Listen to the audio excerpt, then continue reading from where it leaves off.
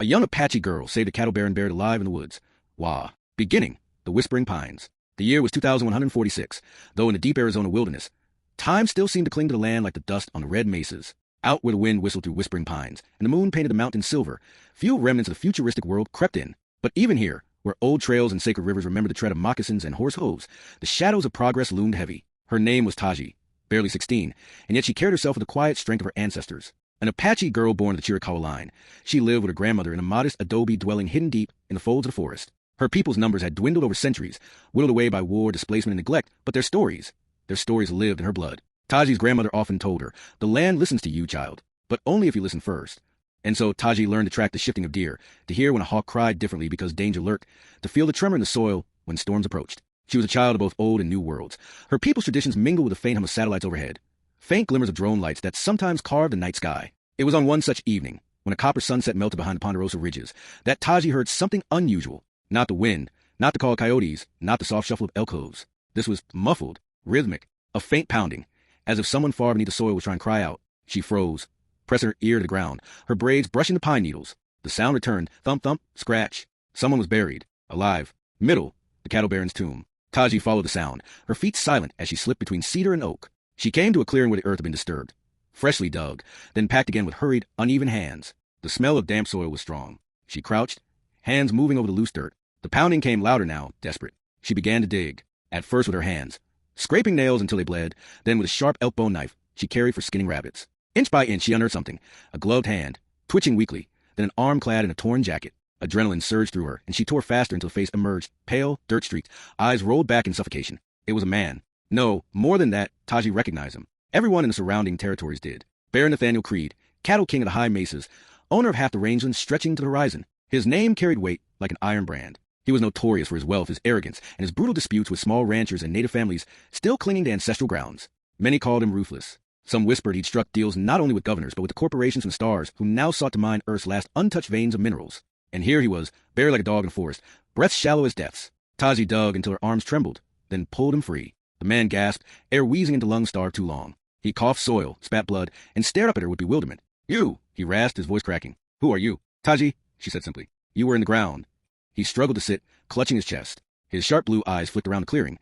Paranoia etched into every furrow of his weathered face. He looked 60, maybe more, but there was something in the way his gaze darted that reminded her of a hunted animal. "They tried to kill me," he muttered hoarsely. "They think the Baron is finished. But I ain't finished, not yet." Taji's brows furrowed. "Who?" "Men I trusted. My own foremen, my rivals, and others you wouldn't believe. Not of this earth."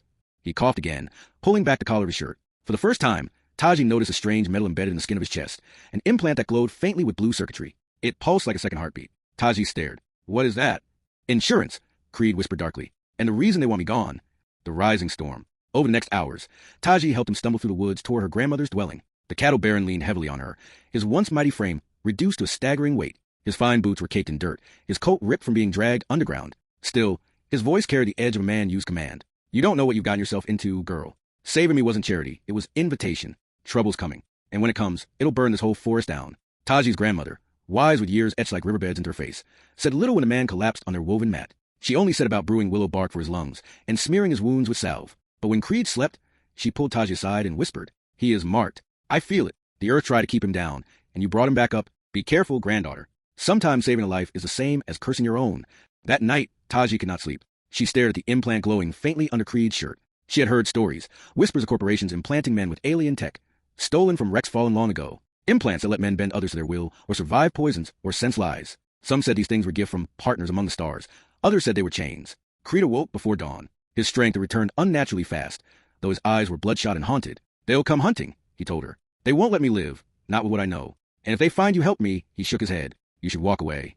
But Taji did not. Something inside her, a fire older than her years, would not abandon him. Perhaps it was stubbornness. Perhaps it was fate. When the attack came, it was sudden. The forest exploded with the hiss of hover drones. Red light streaked through the trees, beams cutting across the night. Men in dark coats, their faces hidden behind metallic masks, swept in like wolves. Taji grabbed her bow, arrows tipped in sharpened obsidian, while Creed drew a revolver so old it seemed out of place in his hand. The air was filled with crackling energy fire. Trees splintered. Creed shot with precision honed from decades, dropping 2 masked men before they reached the doorway. Taji's arrow struck true, one bearing into a drone sensor eye, sending it spinning into the ground. Still, there were too many. Creed grabbed Taji's arm. "We run."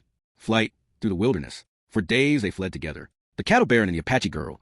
Two unlikely allies bound by survival. They crossed canyons with stars blazed sharp as flint, forded icy streams, and slept in caves where ancient petroglyphs glowed faintly as if remembering them. Creed spoke little, but when he did, his words revealed a man not merely hardened by greed, but broken by it. They promised me power, he admitted one night as they had beneath a cliff ledge. The corporations, the ones who deal with them, aliens, girl. Not stories, not shadows, real as you and me. They gave me the implant, said it'd make me more than human, said I'd rule the Catalans forever. But it was a leash. They used it to control me, and when I disobeyed, they ordered my death. Taji studied him. So you were their servant. His jaw clenched. I was their fool. She thought of her grandmother's words. Sometimes saving a life is the same as cursing your own. And yet, she felt something shifting inside her. Creed was not just a baron, not just a villain in the old tales her people told. He was a man who had dug himself into a grave of his own making, and still clawed for air. As they traveled, he began to lean on her, not just for strength, but for guidance. She knew the lands, the hidden trails, the taste of plants that healed and those that poisoned. He listened, for the first time in his life. Perhaps Nathaniel Creed listened. The reckoning. The pursuit finally cornered them in a narrow canyon, where the walls rose sheer, and the moon hung like a blade. Drones circled above. Figures in dark coats closed in, weapons humming. And then, something worse arrived. From the shadows descended beings not human. Thin, long-limbed, their skin like silver glass, their eyes pools of black light. They moved without sound, their presence bending the air itself. Taji's breath caught. She had heard of them only in story. Visitors from the stars, the ones who take without asking. One step forward, voice like metal grinding. Nathaniel Creed. The contract was broken. Termination required. Creed stood tall, revolver steady though his hand shook. I'm done being your puppet. The alien's gaze shifted to Taji. And the girl. She listens to the earth. She is dangerous. Remove her. Something snapped inside Taji then, a fury older than history. She drew her last obsidian arrow, whispering a prayer her grandmother taught. Words to call the spirits of stone and sky. The arrowhead shimmered faintly as if charged by unseen power. She loosed it straight into the implant glowing in Creed's chest. The impact shattered the device. Light erupted, blinding white, surging outward like a wave. The alien shrieked, their forms distorting, collapsing into nothingness as the canyon trembled. Drones fell from the sky like dying birds. The masked men scattered in terror. When the light faded, Creed was on his knees, clutching his chest where the implant had been. Smoke rose from the wound, but he was alive, free. For the first time in decades, perhaps, truly free. He looked at Taji with something like awe. You saved me. Not just from the grave. From myself. Ending, a new dawn. They returned to the forest together. Though the path forward was uncertain, Creed no longer spoke of power or dominion. His eyes, once sharp with greed, now softened with humility. He stayed with Taji and her grandmother for many weeks, helping mend fences, chopping wood, even learning the old song sung at dusk. One morning, as the sun bled gold across the mesas, Creed saddled a horse and turned to Taji. I can't undo what I've done, he said, but I can choose what I do next. Maybe it's time the Baron gave something back instead of taking. Taji smiled faintly. Then maybe the earth will let you stay. And with that, Nathaniel Creed rode away, not as a cattle baron, not as a puppet of alien masters, but as a man reborn from the soil he once thought he could own. Taji watched him go, the wind tugging gently at her braids. She did not know what future awaited, but she knew this. She had listened to the earth, and the earth had answered, and in the whisper of the pines, the land seemed to say, sometimes, even the buried can rise again.